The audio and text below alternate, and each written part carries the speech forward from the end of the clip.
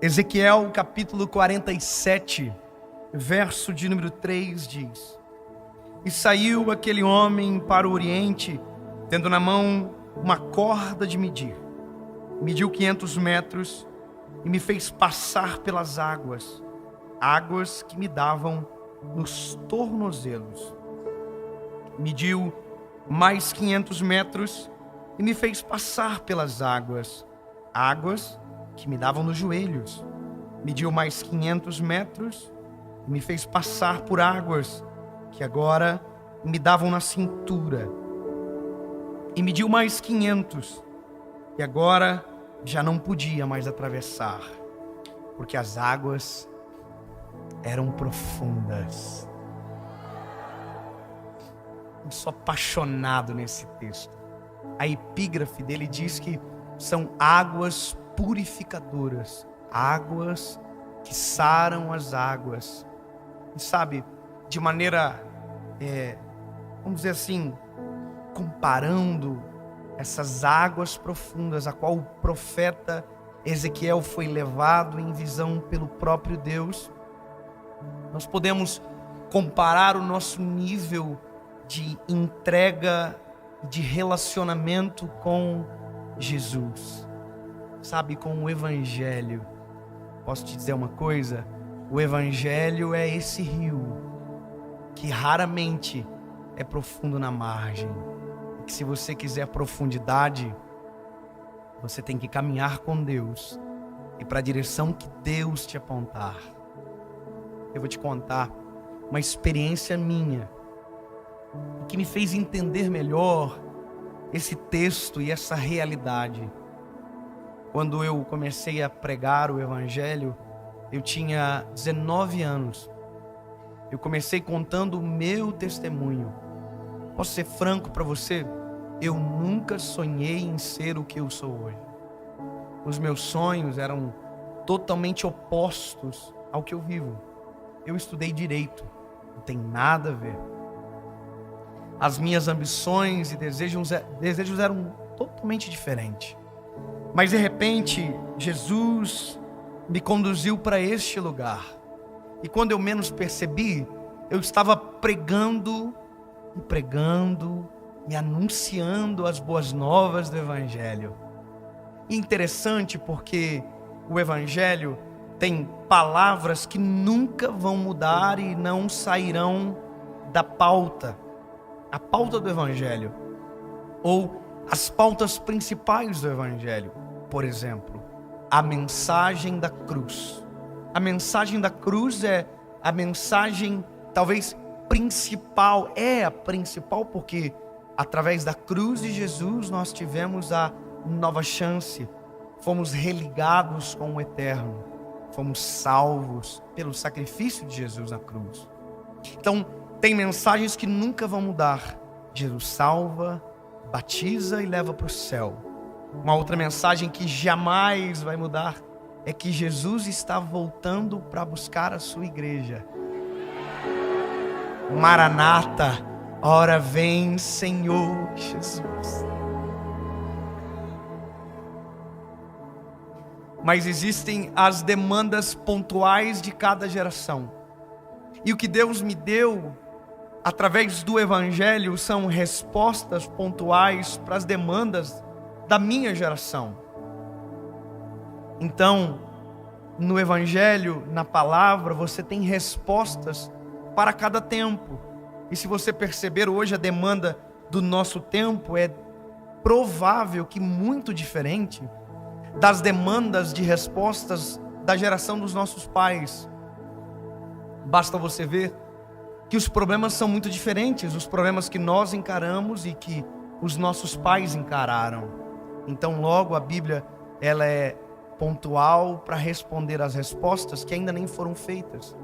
Ouvi uma frase uma vez, que não tenho certeza do autor, dizendo que a Bíblia é mais atual do que o livro, ou do jornal, que sairá na manhã seguinte. Aleluia! A Bíblia é a resposta. Então, dentro disso, eu começo a cavar respostas por meu tempo e tenho encontrado elas. Só que entrei em crise alguns dias atrás, quando vi alguém que postou vários vídeos meus. Confesso que isso para mim me chocou muito.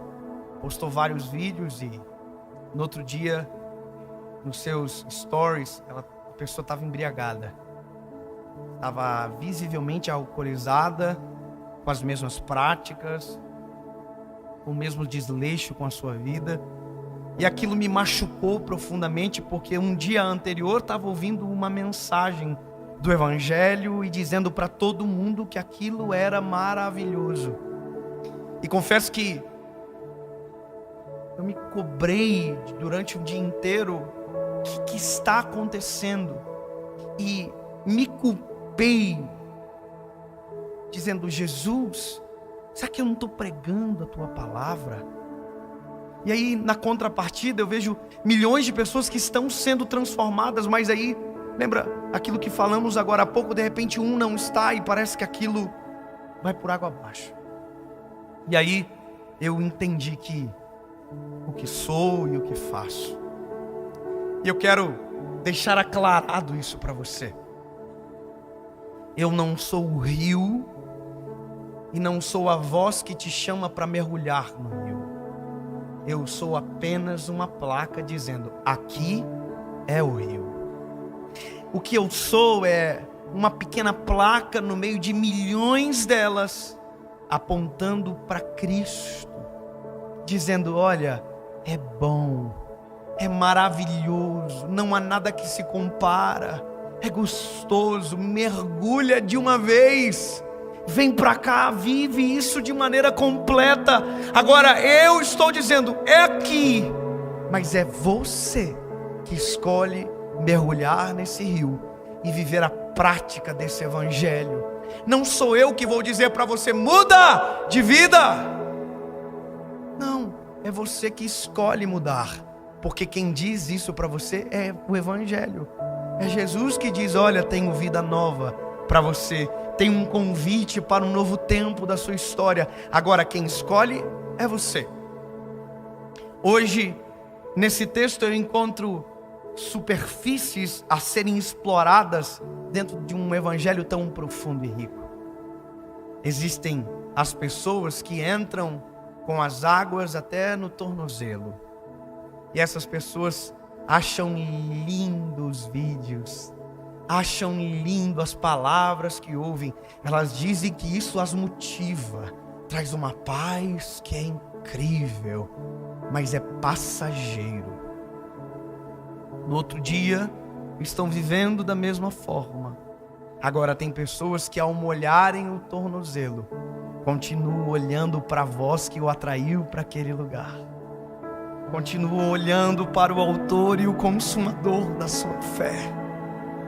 E elas dizem: olha, se no tornozelo é bom, imagina se eu for um pouco mais fundo. Imagina se eu abrir mão de algumas coisas. Imagina se eu me entregar por completo. Imagina se isso não for só uma filosofia, mas for a minha realidade. E essas pessoas seguem os passos do amado, e o amado leva para 500 metros mais longe da margem. E de repente, as águas estão nos joelhos. E agora já não dá mais para correr, porque as águas pesam, as águas mudam. O evangelho transforma, o evangelho muda, o evangelho transforma por completo, o evangelho limpa, purifica, transforma, mas é o grau do seu envolvimento com ele que sabe, que diz o quanto você vai viver. Quer viver mais? Caminha para o lago, para o lugar mais profundo. Na superfície, só os pés estão molhados. Agora, um pouco mais para dentro, os seus joelhos já sentem o frescor das águas, e o desejo de mergulhar aumenta. Quer ir mais longe? Continue olhando para o amado, porque o amado vai fazer: vem. A voz dele é maravilhosa. Quero tanto que a minha geração entenda isso. Se quiser parar de me ouvir, para de me ouvir, mas continua ouvindo o amado, porque a voz do amado é extraordinária, incomparável. Ei, sabe, não há nada melhor. E a voz do amado continua dizendo para você: vem para águas mais profundas. E aí, você ouve a voz do amado. E eu me lembro quando essa voz me chamou no início, e as águas estavam nos tornozelos, e de repente eu disse: eu preciso de mais. Eu não quero isso só como uma filosofia, eu não quero isso só como uma palavra bonita, como como sabe, um mantra. Não, eu quero isso como minha história. E a voz do amado diz: vem para mais profundo, mergulha logo. Ei. E aí, de repente, a voz do amado andou mais 500 metros e disse: vem. E aí você andou, e as águas que estavam nos joelhos agora estão na cintura. E alguém disse um dia que é exatamente quando a água bate, é a hora que a gente quer aprender a nadar. Tem que aprender a nadar. Só que deixa eu te dizer uma coisa: nesse mar, a gente não nada para sair dele, a gente nada para ir mais fundo nele. Quando você chega nessa fase, você não mergulha para a superfície, você mergulha para o profundo. Porque quanto mais profundo em Deus você está, menos saudade da superfície você tem, e mais desejo de mais fundo você almeja. E são essas pessoas que a gente ama tá perto, gente que anda nas profundidades do amado, porque a voz do amado diz: vem, continua vindo. E veja, a voz do amado convida, o rio está pronto, mas é você que decide. Você quer continuar vivendo do mesmo jeito?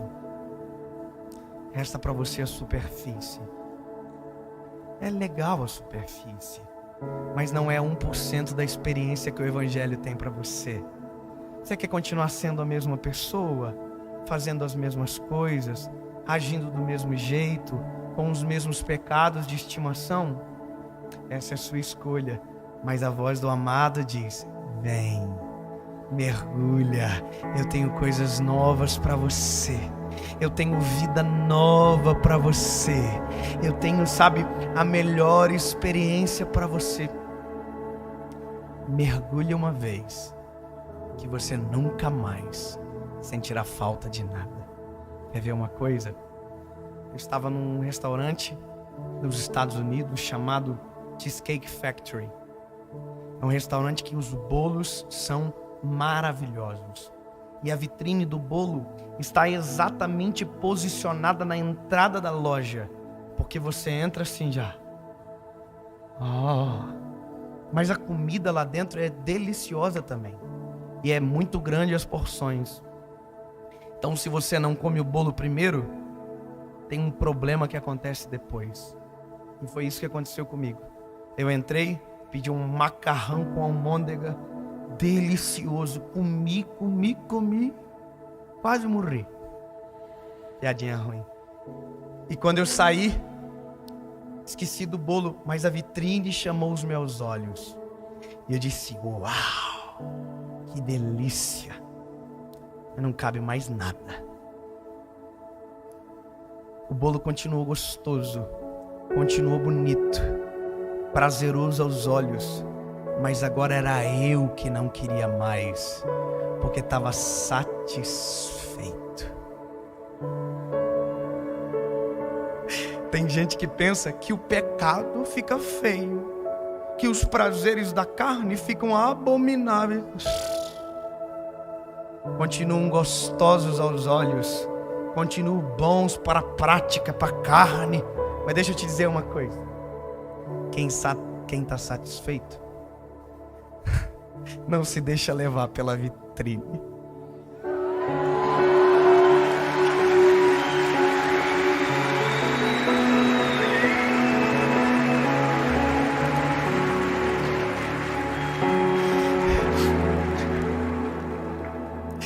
mergulha fundo, se apaixone pelo Evangelho de maneira completa, que você nunca mais terá falta de nada. A vitrine vai continuar sendo bonita, mas não haverá mais fome dentro de você.